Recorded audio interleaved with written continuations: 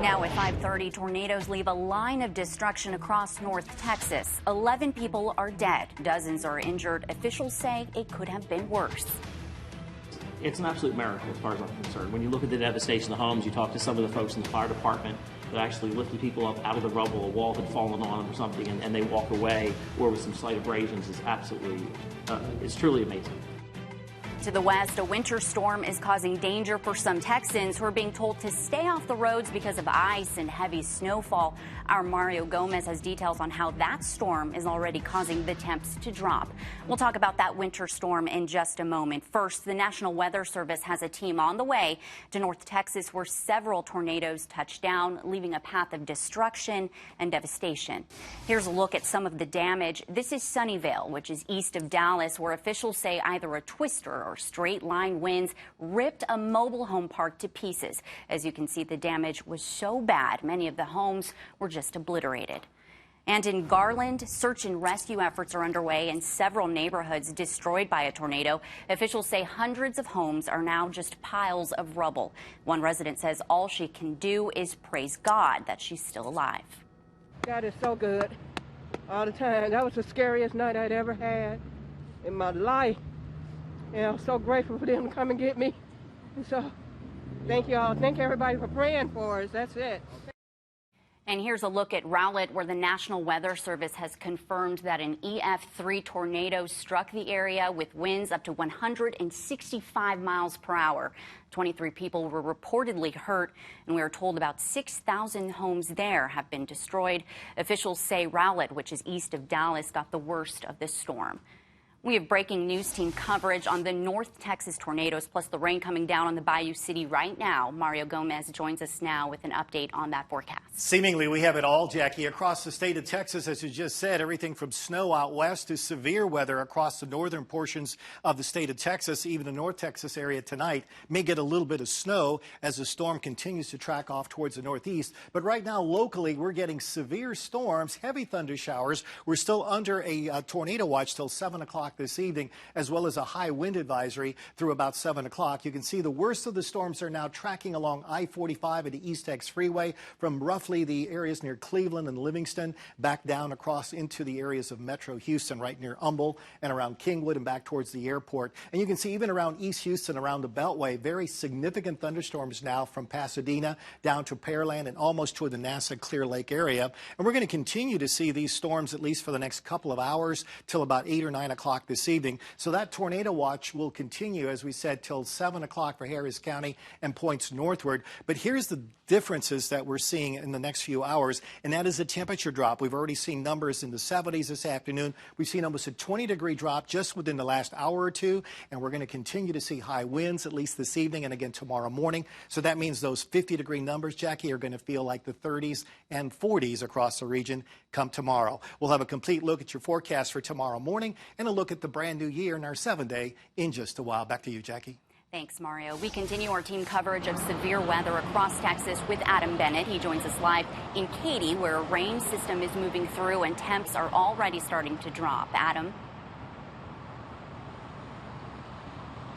Well, the rain has let up here in the western part of Harris County, but as you heard, we are still under a tornado watch for the next hour and a half here in Harris County and many others across the area, something people are obviously paying very close attention to given the devastation we saw in the Dallas area, and they'll continue to keep an eye on this throughout the night. Now, the rain that we are seeing here in western Harris County, it's part of the same system that we have seen all afternoon long. We've been watching it move down the I-10 corridor. It's hit towns like Columbus and Sealy. We were there earlier as band after band of rain hit that town and many others. But the good news is that there are no reports of flooding or any kind of damage, according to local law enforcement. We also checked with officials here in Harris County, and they have not heard any reports of flooding or damage as well. So if you have not had this storm system make its way to where you are, probably what you'll notice more than the impact of the rain is the wind and the cold.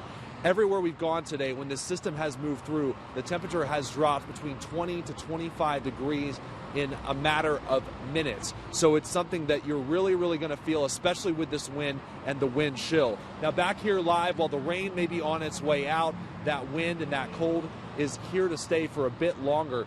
There is a wind advisory for some of the coastal areas through tomorrow morning, and many of us will see temperatures about 20 to 30 degrees lower than what we saw last week.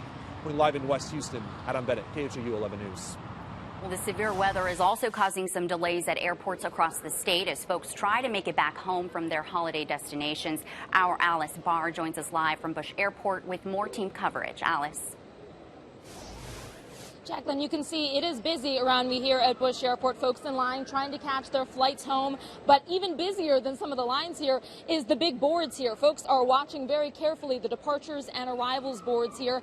And they need to be, because right now we know that just about half of the flights going out of and coming in to Bush Airport here are on a delay. We've been speaking to people all around the airport. We can show you some of that video as we've been talking to folks. We've spoken to people who are delayed for anywhere from about an hour and a half to 2 hours. That is the average according to what we're seeing posted online. But there are also much more unfortunate people here who are here for days. We've spoken to a couple people who had their flights canceled altogether. They were supposed to just have maybe an hour layover here, and a couple people are telling us they're here until Tuesday, until Wednesday in some cases. Folks who are here stuck now, sitting, having a bite to eat, either trying to figure out when they're going to be able to get out of here or waiting for people to get off of planes and land here. Some of the flights are circling in the air because of high winds. So we've spoken to people on both sides, and here's what they had to tell us. Yeah, I'm from the Midwest, so flying through O'Hare, flying through Colorado, you always expect some delays.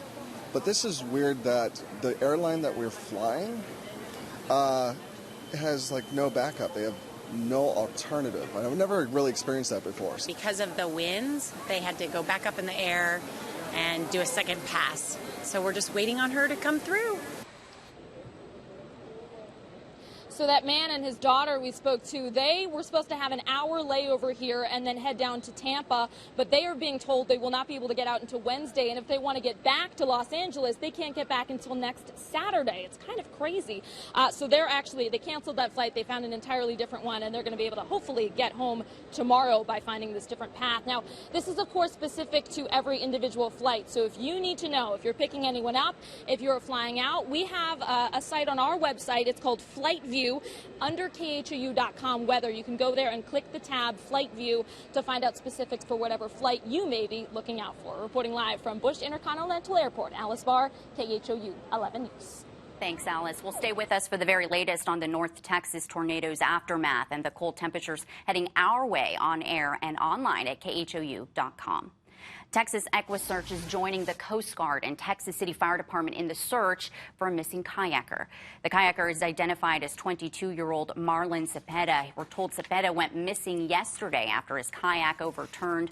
A friend that was with him did make it to shore safely. The Houston Texans are one step closer to clinching the AFC South title after beating the Tennessee Titans 34-6 today. Our Marcelino Benito joins us live from the Houston Texans Grill with more on fans' reaction to today's game. Marcelino.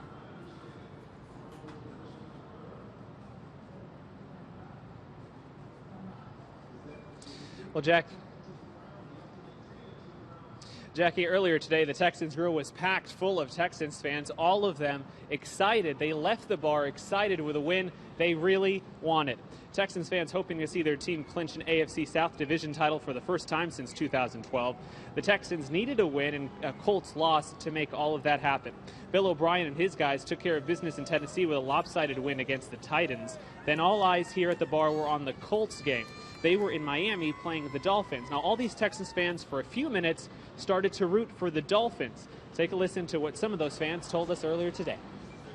It was crazy up there. Everybody was chanting Tannehill and go Dolphins, and then all of a sudden everybody's like, no! It was a great win. I mean, we're just hoping for the Dolphins to beat the Colts, but it's fine. I mean, we're there.